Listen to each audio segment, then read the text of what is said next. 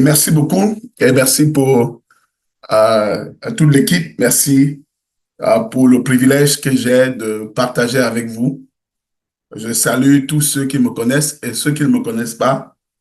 Euh, je peux déjà vous dire que j'ai été grandement béni les deux fois, je crois, que je me suis connecté à, à la plateforme. Et ce soit également, pas seulement avec les témoignages, mais également avec la participation de chacun d'entre vous. Que Dieu vous bénisse. Euh, j'étais en train de, j'étais bousculé entre deux idées toute la journée depuis l'autre jour, de quoi vraiment partager avec vous. On avait commencé un sujet l'autre jour dont j'ai un peu apporté ma contribution. J'ai pensé jusqu'à cette dernière minute que je devais partager de ce sujet avec vous. Euh, Et tout à l'heure encore, il y a eu une insistance sur écouter Dieu avec le témoignage de Gisèle. Et je me suis dit, certainement, c'est une confirmation que c'est un besoin fondamental de nous tous de pouvoir savoir que Dieu veut véritablement nous parler. Donc, je, je veux partager à qui, l'administrateur a désactivé le partage d'écran pour moi. Ici, il peut le faire.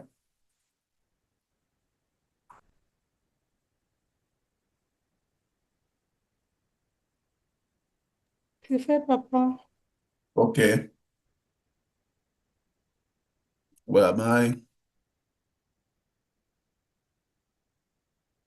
Donc, je voudrais ce soir nous encourager sur le fait que Dieu veut véritablement, Dieu nous a créés pour communiquer avec nous. Le but pour lequel Dieu nous a créés était de communiquer avec nous.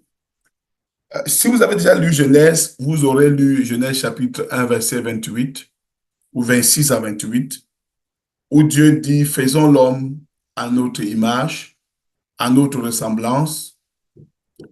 Et Dieu a créé l'homme pour qu'il le représente, pour qu'il accomplisse ses buts, les buts de Dieu sur la terre. Dieu n'a jamais fait un homme pour que l'homme là informe Dieu sur ce que lui il veut faire. Dieu a créé l'homme pour que l'homme fasse ce que Dieu veut. Et pour que l'homme fasse ce qu'il veut, il faut qu'il soit en phase avec Dieu. Pour qu'il soit en phase avec Dieu, il faut qu'il soit capable d'écouter Dieu. Donc Dieu ne peut pas vouloir que tu marches avec lui et il te refuse la capacité de l'écouter. Dieu ne peut pas. Ça ne marche pas. Si Dieu veut travailler avec toi, s'il veut faire quelque chose avec toi, c'est sa volonté que tu l'écoutes vraiment, que ce ne soit pas... Bon, je suis un apprenti ordinateur, donc je cherche encore mon, mon partage là. Sinon, c'est que je vais seulement le lire de mon côté.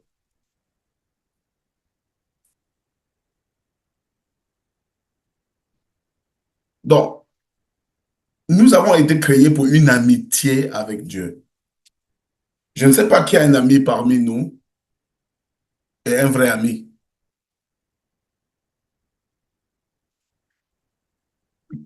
Qui a un ami vrai parmi nous? Qui lève juste la main. Je veux voir la main levée. Voilà. Que se passe-t-il lorsque tu réalises que ton ami ne t'a pas tenu informé des choses qui le concernent? Tu n'es pas certainement C'est content. blessé. Tu es blessé. Tu n'es pas heureux. Dieu nous a créés pour une amitié. Dieu nous a créés pour une collaboration. Dieu nous a créés pour que nous marchions avec lui. Dieu nous a créés pour partager avec nous. Genèse 3 nous dit que Dieu venait dans le jardin tous les soirs. Le jardin, c'était déjà l'atmosphère que Dieu avait créée. Quand on parle du jardin, il ne faut pas toujours voir les plantes. C'est sûr, il y avait les plantes là-bas. Mais maintenant, pour que Dieu parle avec toi, pour que Dieu communique avec toi, il faut qu'il y ait une atmosphère pour qu'il te parle. Cette atmosphère-là, euh, euh, parfois Dieu la crée lui-même, et parfois c'est à toi de le faire. C'est à toi de te disposer, comme nous disions l'autre jour. Donc, si Dieu a voulu que toi et moi, nous soyons ses collaborateurs, que l'homme soit son collaborateur, la communication était quelque chose de fondamental dans la relation. Donc, quand nous avons un enfant à la maison, la première chose que nous voulons que l'enfant la fasse, c'est qu'il nous écoute. Et l'enfant là ne fait pas des efforts pour que nous lui parlons. J'ai l'impression que nous parlons beaucoup aux enfants qui ne nous écoutent pas. Donc, notre profond désir, le plus grand besoin de chacun d'entre nous ici, c'est la présence de Dieu. Notre plus grand désir, c'est la présence de Dieu. Chacun de nous a été créé avec un profond désir d'être dans la présence de Dieu. Ce désir-là est tissé dans notre âme. Ce désir-là fait partie de notre identité. Toutes les quêtes humaines reflètent au fond notre fin de cette intimité divine. Quand tu vois quelqu'un qui se ferme et tu l'étudies au fond, après tu réalises toujours que ces personnes te disent que non, non, non, je me suis ouvert et on m'a blessé. Donc, en fait, même le fait de se fermer est un désir d'être en relation avec quelqu'un. Et maintenant, il a conclu dans sa tête que ce genre de personnes n'existent pas. Et du coup, il se ferme. Donc, nous avons été créés pour vivre dans la présence de Dieu. Nous avons été créés pour communier avec lui. Et en nous, dans notre existence, il y a ce besoin. Chacun d'entre nous a besoin de Dieu. Ce n'est pas quelque chose qu'on peut se passer. On étouffe ce besoin avec mille choses. Mais mille choses, même toute la terre, si on te la donne, ne parviendra pas à combler ton besoin de Dieu.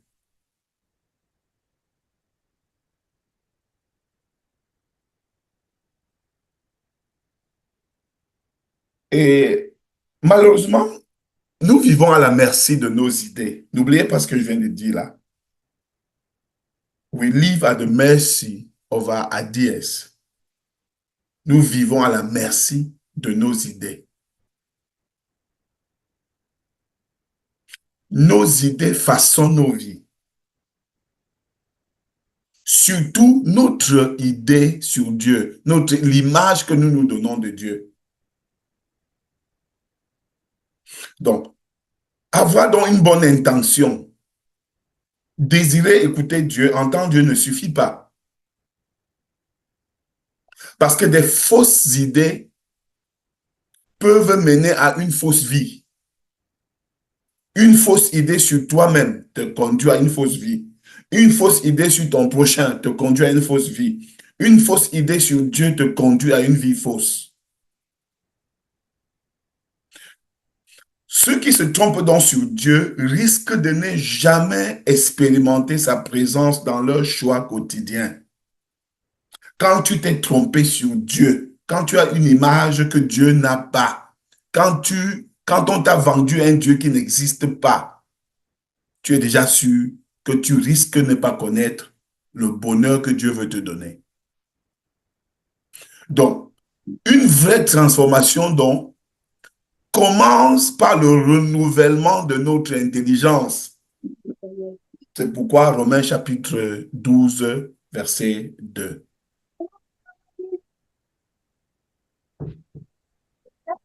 Est-ce qu'on m'entend? Bien. On m'entend? Bien. Oh, parfait. Très bien même. J'ai craint. Donc, n'oubliez pas, nous vivons à la merci de nos idées.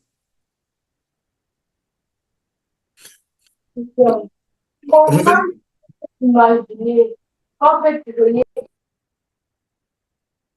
Revenons sur ce que j'ai dit, l'amitié intime avec Dieu. Dieu nous a créés pour une amitié intime avec lui dès le commencement et pour toujours.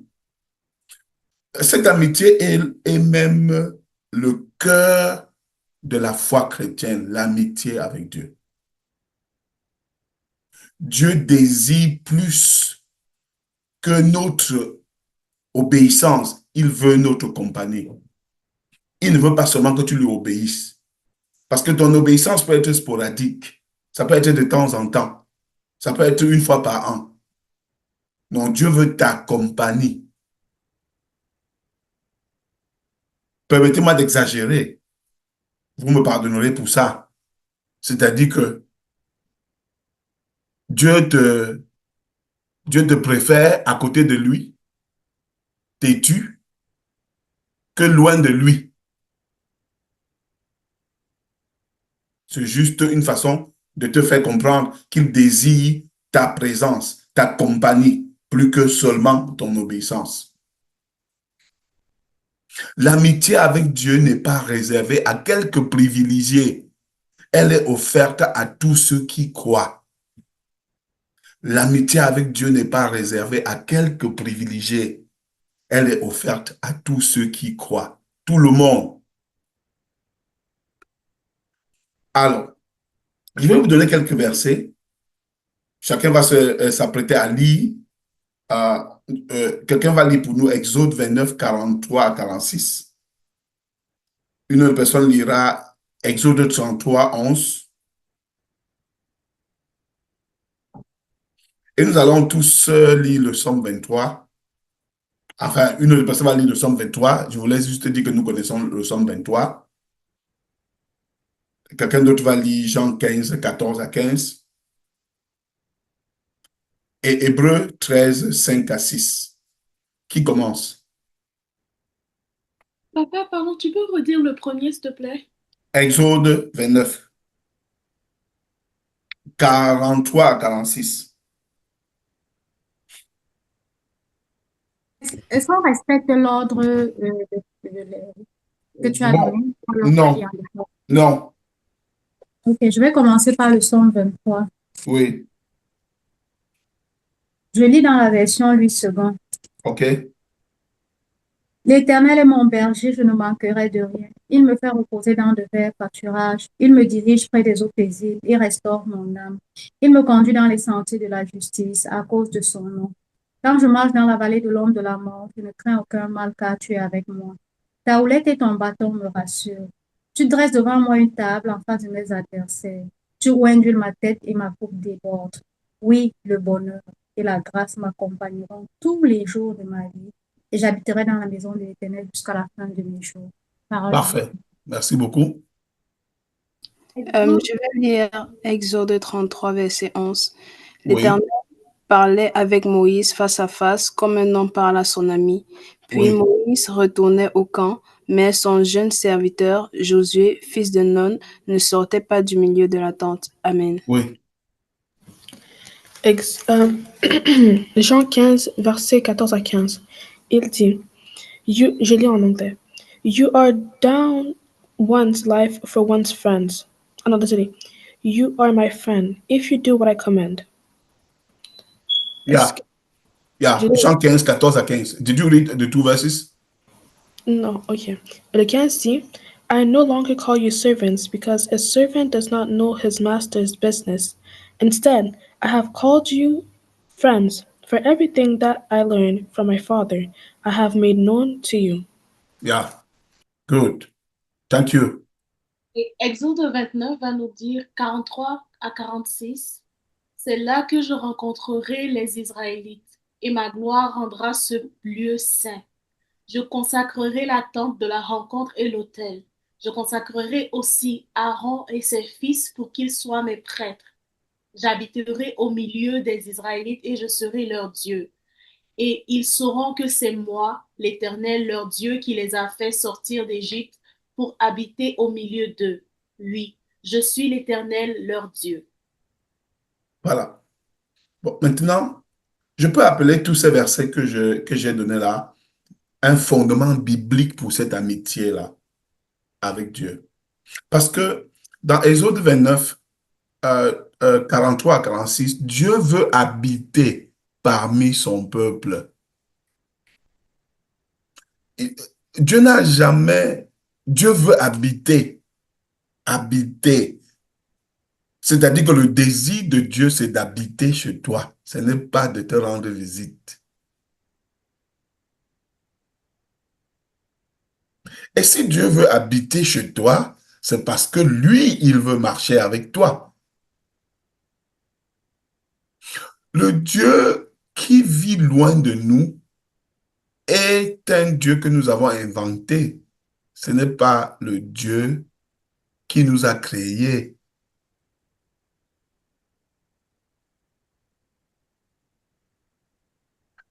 Exode 33, 11 nous dit que Dieu parlait à Moïse face à face, comme un homme parle à son ami. Ami.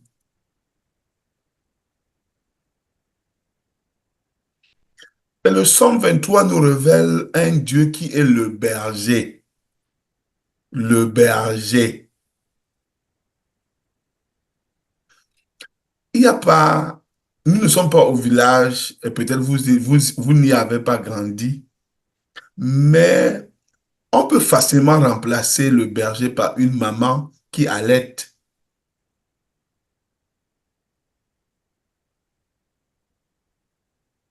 Parce qu'un berger a du souci pour ses brebis et un berger ne se sépare pas. Ce qui fait de quelqu'un ton berger, c'est sa présence constante. Ce n'est pas sa distance et ses visites. C'est sa présence. Parce que personne n'encadre les brebis à distance. On raconte l'histoire d'un jeune homme qui s'est assis au balcon de sa maison avec un papa. Et ils ont vu un monsieur passer et un troupeau le suivre doucement, doucement, doucement. Ils ont continué de boire leur café et quelques 5 minutes après, ils ont vu un autre monsieur courir derrière certains animaux. Et le petit a demandé au vieillard, mais quelle est la différence entre ces deux hommes-ci là? Le vieillard lui dit, le premier qui est passé était un berger. Ses brebis le suivaient. Et le deuxième qui est passé était un, un boucher. Les brebis suivent le berger et les brebis fuient le boucher.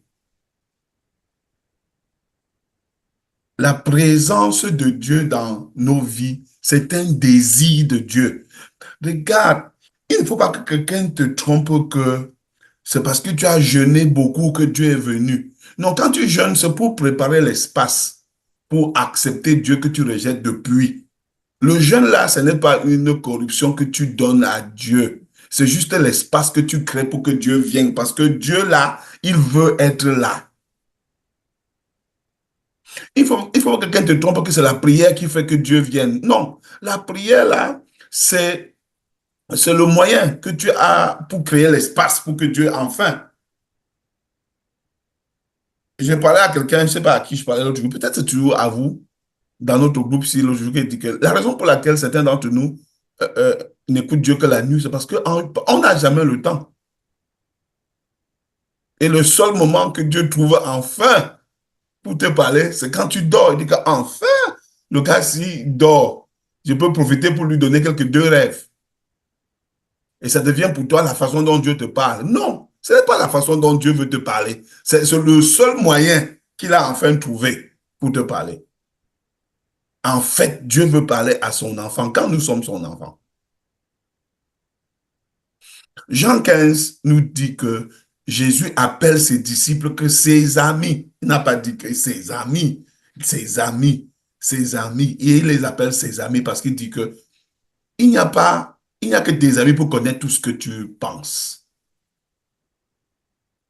Et un de passages que nous avons lu, Hébreu nous dit que Dieu promet qu'il ne nous délaissera jamais, il ne nous abandonnera pas. Alors, Ça va bien. Ça va, je suis à Réunion là encore. qu'est-ce que cela signifie donc? Cela signifie qu'entendre Dieu n'est pas une expérience extraordinaire. C'est la vie chrétienne normale. Est-ce que nous pouvons libérer nos micros et dire ça ensemble? Entendre Dieu, ce n'est pas une expérience extraordinaire. C'est la vie chrétienne normale. Disons-le ensemble. Entendre Dieu, ce n'est pas une expérience extraordinaire, c'est la vie chrétienne normale. La vie chrétienne normale. Amen. Amen. Donc, l'amitié avec Dieu grandit à travers l'écoute, la confiance et la communion quotidienne. C'est lorsqu'on est constamment en train d'écouter Dieu qu'on grandit dans l'amitié. Vous-même, vous savez qu'il y a des personnes qui étaient vos amis. Mais à force de ne pas communiquer avec la personne, vous doutez désormais de l'amitié de la personne. Même si la personne n'a pas changé. Le simple fait que tu n'as plus communiqué avec lui te fait douter de ce qu'il pense et lui fait aussi douter de ce que toi tu penses. Donc, l'amitié avec Dieu grandit à travers l'écoute. C'est quand nous développons, nous décidons de créer l'espace pour qu'il nous parle. Pour marcher avec Dieu, nous devons penser juste. Nous devons penser juste à son sujet. Non, il ne faut pas que quelqu'un t'emprunte les idées sur qui Dieu est. Il faut une révélation de Dieu tel que lui, il est. Rappelez-vous que nous avons dit d'entame que nous vivons à la merci de nos idées. Quand quelqu'un sème des mauvaises idées dans ton esprit par rapport à quelqu'un, tu te comportes mal envers cette personne. Et il se peut que nous sommes même en train, pour plusieurs d'entre nous, nous avons déjà sémé des idées très erronées de Dieu au sujet dans la vie de nos enfants, dans la vie de nos amis, dans la vie des personnes qui marchent avec nous. Ce que tu connais de Dieu influence ton amitié avec lui. Donc, si tu connais mal Dieu, ton amitié avec lui va souffrir. Si tu le connais tel qu'il est, ton amitié avec lui va bénéficier. Alors, quelle fausse idée sur Dieu freine mon amitié avec lui? Ça, c'est la question que tu dois te poser. Qu'est-ce que je pense de Dieu et qui fait que je doute de lui?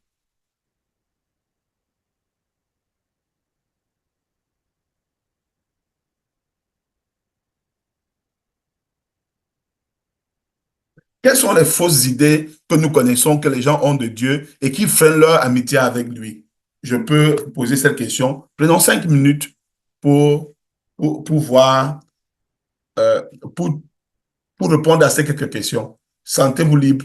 Quelles sont quelques fausses idées que vous savez que les gens ont de Dieu qui les empêchent d'avoir une amitié avec lui?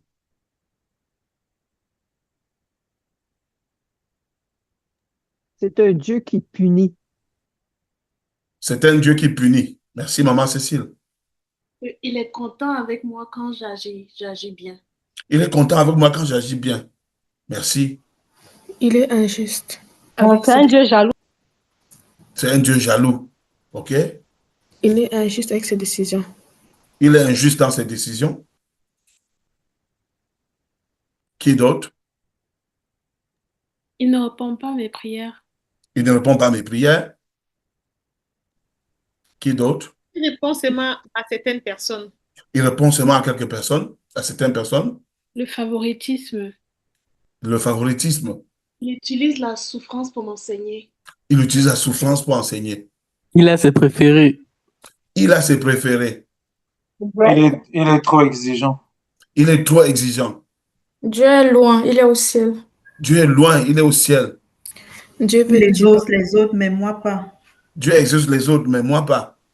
Dieu choisit qui il veut pour faire son ministère. Dieu choisit qui il veut pour faire son ministère. Et moi, il ne m'a pas choisi. Dieu, Hmm? Dieu parle seulement pour vraiment écouter la voix de Dieu. Il faut faire 3, 4, 5 jours de jeûne dans la Voilà, c'est après 4 jours, 5 jours de jeûne qu'il faut écouter la voix de Dieu. Parce que Dieu parle seulement quand il t'a bien puni avec la famine. Dieu ne me comprend pas. Dieu ne me comprend pas. Quand je pêche, je ne suis plus le fils de Dieu. Quand je suis dans le péché, je ne suis plus le fils de Dieu. Quand je suis dans le péché, je ne suis plus le fils de Dieu. Dieu ne m'aime Dieu est miséricordieux. Voilà. Dieu ne m'aime pas. Dieu ne m'aime pas. Bon, maintenant, est-ce que tu peux, parmi tout ce qu'on a dit là, quelles sont tes idées à toi de Dieu? Note-les en secret.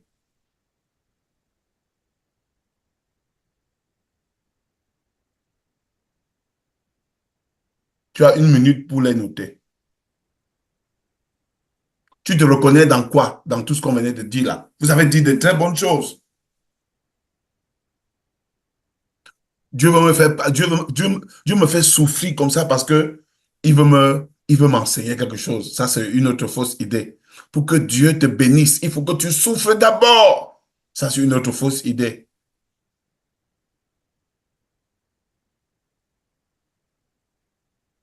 OK?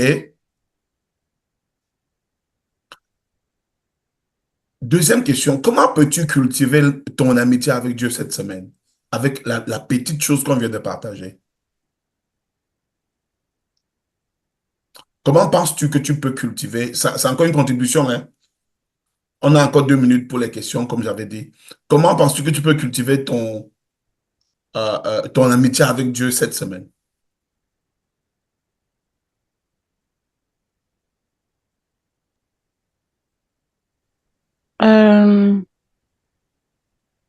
Se laisser transformer, comme on a dit, par le renouvellement de notre intelligence. Donc, lire la parole de Dieu, confesser et croire ce que Dieu dit de lui et de nous.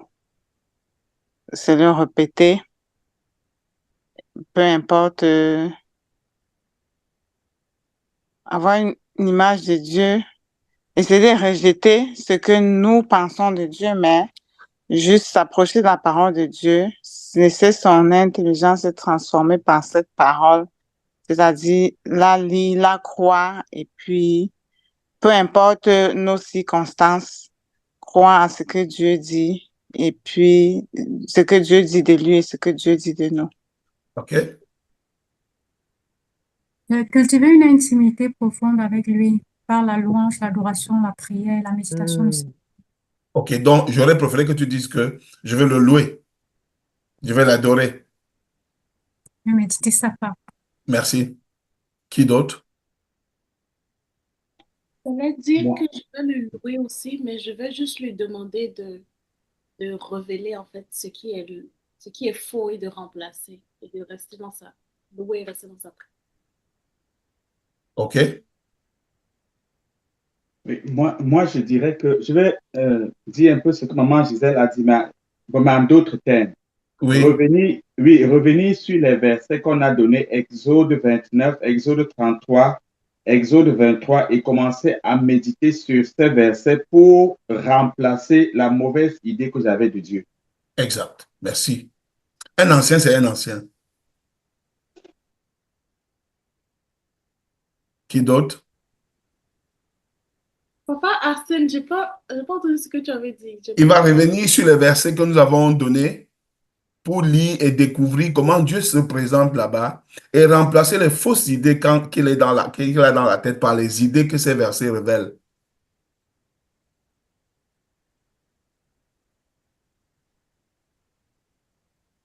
Amen. Amen. Oui. Amen.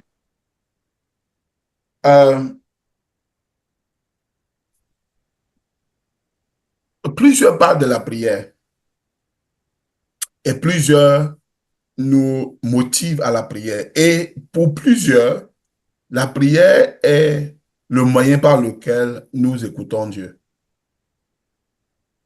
Je vous raconte d'abord cette petite histoire. Il y a un jeune homme qui priait et il est mort dans la prière. Et toute l'église était en larmes et les gens étaient fâchés. Et tout le monde se disait, mais comment? Même s'il devait mourir, pourquoi est-ce que Dieu permet qu'il meure seulement dans sa présence? Et ils sont partis voir un grand pasteur, que pasteur, dis-nous, notre ami priait, il est mort dans la présence de Dieu. Comment tu expliques ça? Et le pasteur lui dit, selon moi, ça dépend de ce que le gars-là disait à Dieu. On a dit, comment ça? Il dit, mais il y a des gens qui prennent le temps, ils disent à Dieu, Dieu, je suis fatigué. Prends ma vie, Seigneur. Prends ma vie, je suis fatigué. Qui a prié comme ça? Lève juste la main. Qui a dit à Dieu que je suis fatigué, Seigneur? Prends ma vie, prends ma vie. Si entre-temps là, si là, Dieu t'exauce, nous on va dire que quoi?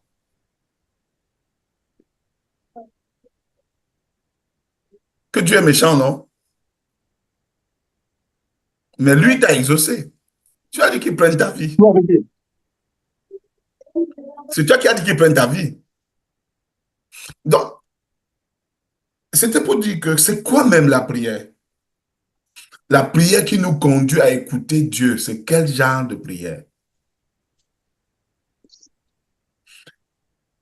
Les incantations pour nos besoins que nous faisons, parce que pour nous, Dieu est notre pourvoyeur et c'est tout. Il faut qu'il nous donne. Il faut seulement qu'il nous donne. Même si on n'a rien à faire avec, il nous donne d'abord, avant qu'on réfléchisse même ce qu'on va faire avec. Quel est le genre de prière qui permet que j'écoute Dieu naturellement? Cette prière-là est la conversation que je tiens avec Dieu au sujet de ce que nous faisons ensemble. Dis-le avec moi. La conversation que j'entretiens avec Dieu au sujet de ce que nous faisons ensemble. Par exemple, je suppose que le banquet de Noël est un projet que Dieu a mis dans votre cœur. Maintenant, si vous vous engagez à vous entretenir avec Dieu au sujet du banquet de Noël, il est impossible que Dieu ne vous parle pas. Qui a compris ce que j'ai dit? La prière, dans son étymologie même, c'est l'entretien, la conversation que tu as avec Dieu au sujet de ce que vous faites ensemble. Parce que, en fait, la vie de l'homme et Dieu est une vie de collaboration, de collaboration. Dieu dépend de toi, tu dépends de lui. Dieu dépend de toi, tu dépends de lui. Qui sait que Dieu dépend de lui? Qui parmi nous ici sait que Dieu dépend de lui? Lève la main si tu sais que Dieu dépend de toi. Dieu dépend de nous.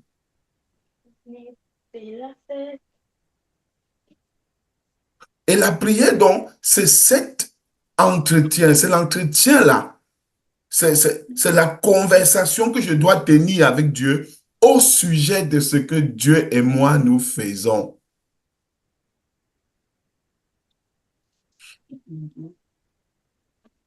Qu'est-ce que Dieu et toi vous faites ensemble?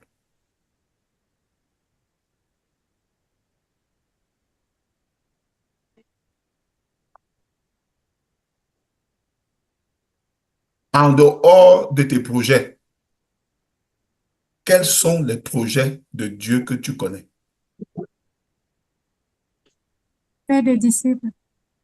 Faire des disciples. La guérison. La guérison.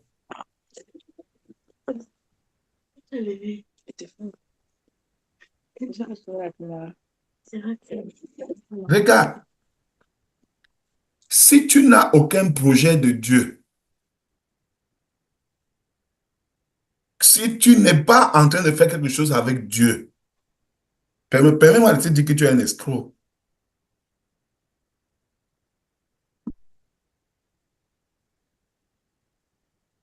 Et Dieu n'a pas peur que tu l'escroques. Parce qu'il ne manquera jamais. Et ne confonds pas les choses matérielles que Dieu te donne avec le fait qu'il est content de toi. Il bénit tout le monde. Vous devez le remarquer. Que même nous ne savons même pas demander la bénédiction à Dieu. Parce qu'il y a des gens ici au Canada que Dieu leur donne de créer les entreprises seulement pour exaucer à certaines de vos prières. Parce que nous, on ne connaît même pas demander à Dieu. Donc, n'ayez pas peur que Dieu ne veut pas vous bénir. Dieu veut. Il y a des gens ici au Canada, parce que tu as fait 21 jours de jeûne pour que Dieu te donne le travail. Dieu même pas cherché. Dieu trouvait un hindou, même un indien qui a un projet et lui donne de créer l'entreprise pour t'exaucer, pour que tu sois son esclave.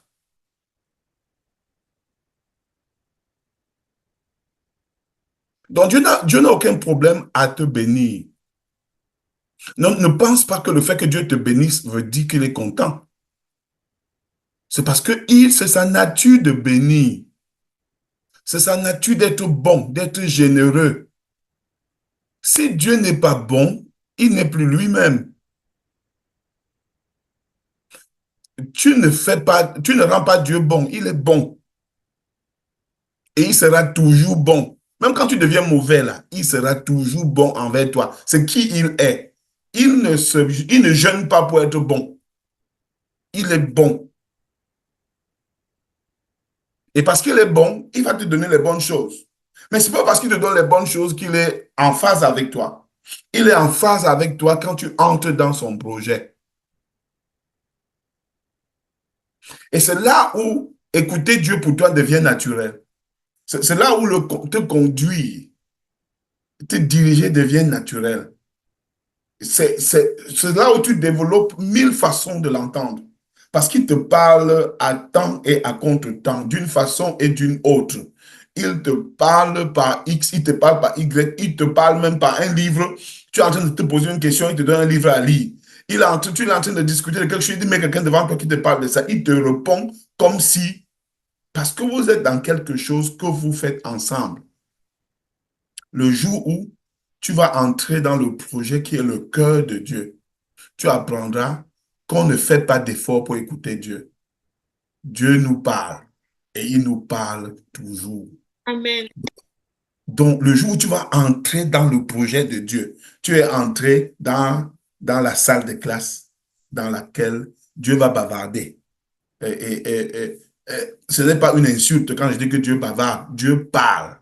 Il veut parler parce qu'il sait que c'est la seule façon pour nous de garder d'être en phase avec lui. Je voudrais que, pendant que je termine cette dernière minute, la question que tu dois te poser et le miracle que tu dois opérer dans ta vie, c'est de te mettre en alignement avec ce que Dieu a comme projet sur la terre. Dieu a créé l'homme pour un projet. Il nous a recréés en Christ pour le même projet. Seulement qu'il nous a recréés, seulement qu'il est en train de nous recréer, nous sommes déjà déformés. Il veut que nous rentrons dans son projet. Donc, si je conclus, je dis que Dieu est et il veut être ton ami. Donc, les amis d'Esther là doivent savoir qu'ils ont un plus grand ami. qui est Dieu. Et que Dieu veut parler, habiter, communier, échanger, discuter. Et que la seule chose qui les empêche, c'est les idées qui se sont données de Dieu. Et nous vivons à la merci de nos idées. Mais nous devons changer ces idées que nous avons de Dieu. Comment le faire? En retrouvant dans sa parole ce qu'il a révélé être pour nous. Et en discutant entre nous, quand nous nous retrouvons là, à enlever ces sales idées de Dieu. Ne laisse pas quelque chose que Dieu n'ait pas dormi dans ton esprit. Il faut chasser ça. Et maintenant, si nous voulons que cette conversation devienne naturelle et fluide, nous devons retrouver le projet dans lequel Dieu lui-même est. Ce projet, quelqu'un nous l'a dit, se trouve dans Matthieu 28, 18 à 20. Quel que soit ce que tu fais sur la terre, si tu regardes, même les églises peuvent rater ce projet et penser que Dieu veut qu'on parte à l'église. Dieu veut une révolution douce qui vient par la transformation des gens, qui finissent par aligner leur volonté à la volonté de Dieu. Et le monde devient le monde que Dieu veut. Et le roi qui veut régner avec nous revient régner. Le combat que Dieu mène dans ma vie, c'est le combat d'aligner ma volonté à sa volonté. Ce n'est pas de chasser le diable de ma vie. Si c'était que ça, c'est que c'est déjà fait depuis 2000 ans. Celui qui est le plus fort entre Dieu et moi, ce n'est pas le diable, c'est moi. Parce que Dieu m'a expressément donné une volonté, il ne l'a pas donnée au diable. Et Dieu ne veut pas usurper ma volonté. Dieu veut me conquérir et me gagner de façon que je le suive avec joie et bonheur, pas par contrainte, pas parce que j'ai peur de l'enfer, pas parce que j'ai peur que mes affaires vont échouer, pas parce que j'ai peur que, si j'ai fait... Non, Dieu veut que je le suive joyeusement, même quand nous sommes en guerre, dans la guerre qu'il veut qu'on mène, je suis content d'être dans la guerre là, parce que je sais que c'est ce que je veux. Ce que je veux. Et la finalité de cet alignement, c'est que c'est Somme 37, verset 4. Fais de l'Éternel tes délices et il te donnera ce que ton cœur... Tu as remarqué que ce n'est pas ce que son cœur désire. Tu as remarqué que Somme 37, verset 4, ce n'est pas fais de l'Éternel tes délices, il te donnera ce que son cœur désire. Tu as remarqué que ce n'est pas ce que son cœur désire, c'est ce que ton cœur désire. Quand est-ce qu'on arrive au point où, parce qu'on cite ce verset, mais pour que ce verset devienne une réalité dans nos vies, c'est très compliqué, hein, parce que quand est-ce que Dieu me donne ce que je désire? Quand mes désirs sont déjà alignés à ses désirs, quand mes idées ne sont pas contraires, quand mes désirs ne sont pas des idées cruelles, des désirs cruels. La transformation que Dieu veut être ton ami pour faire, c'est t'amener au point où tu penses comme lui. Et quand tu penses comme lui, ta vie devient un miracle. Parce que tu fais les choses comme si c'est lui qui vivait en toi. Le but de l'Église, le but de notre foi, c'est de nous amener au point où nous sommes transformés de l'intérieur et nous vivons notre vie comme si c'est Dieu qui le vivait, comme si c'est Jésus qui vivait sa vie en nous. C'est ça la définition d'être chrétien. Des personnes dont Christ est tellement formé en nous que nous vivons notre vie comme si c'est Christ qui la vivait en nous. Merci infiniment.